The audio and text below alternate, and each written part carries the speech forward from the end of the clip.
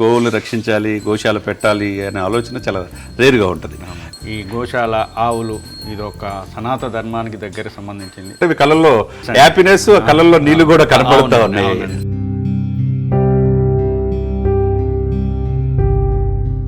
Welcome to Suman TV. ఒక గొప్ప వ్యక్తి దగ్గర మనం ఉన్నాం, గోశాలలో ఉన్నాం. తను వ్యాపారానికి రియల్ ఎస్టేట్ ఒకవైపు, ఇంకోవైపు సినిమా నిర్మాత.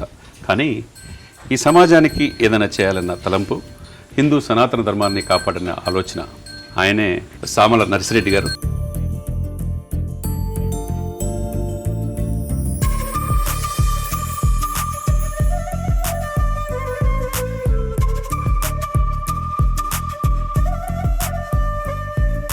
సామల నర్సిరెడ్డి గారు మనతో ఉన్నారు. Welcome sir. చాలా సంతోషం సామల నర్సిరెడ్డి గారు. డబ్బు అందరూ సంపాదిస్తారు, కానీ సమాజానికి, ఈ దేశానికి సేవ చేయాలన్న ఆలోచన చాలా గొప్ప విషయం. అందులో హిందూ సనాతన ధర్మం కోసం గోవుల్ని, ఎందుకంటే గోవుల్ని మనం తల్లిలాగా చూసుకుంటాం, ఆ యొక్క లెగసీని మీరు కంటిన్యూ చేస్తూ ఉన్నారు. ఏంటంటారు మీరు దీనికి? మేము చిన్నప్పటి నుంచి రైతు కుటుంబం నుంచి వచ్చామండి.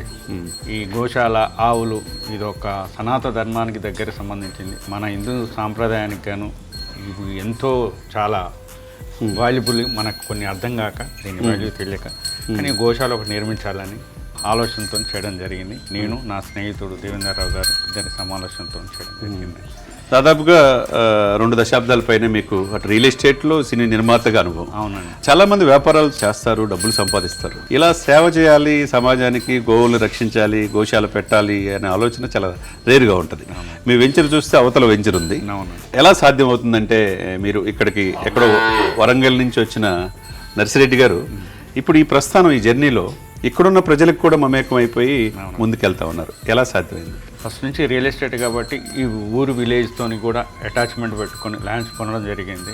కొన్ని లేఅవుట్ ఫర్దర్గా విల్లా చేయడం, టెంపుల్ కూడా కట్టడం జరిగిందండి ఈ విలేజ్లో. విలేజ్ని కూడా మేము ఒక డెవలప్మెంట్ చేసుకుంటూ ఒక రకంగా దత్తత తీసుకున్నట్టే.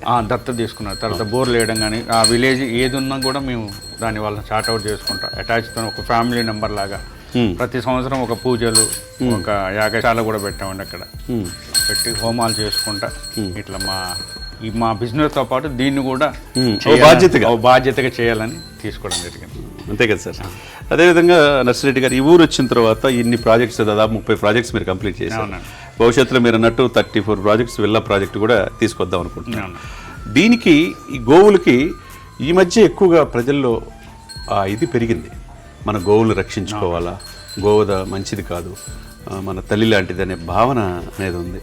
మీరు ఎలా ఫీల్ అవుతున్నారు? యాజ్ సక్సెస్ఫుల్ బిజినెస్ మ్యాన్ అయిపోయారు మీరు, సక్సెస్ఫుల్ నిర్మాత కూడా అయ్యారు.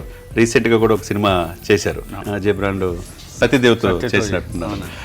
ఎలా ఈ జర్నీ, ఒకవైపు రియల్ ఎస్టేట్, ఒకవైపు సినిమాలు, ఇంకోవైపు ఈ సేవ ఎలా చేయగలుగుతారు? ఎందుకంటే మీరు చూస్తూ ఉంటే మీ కళ్ళల్లో హ్యాపీనెస్, కళ్ళల్లో నీళ్లు కూడా కనపడుతూ ఉన్నాయి.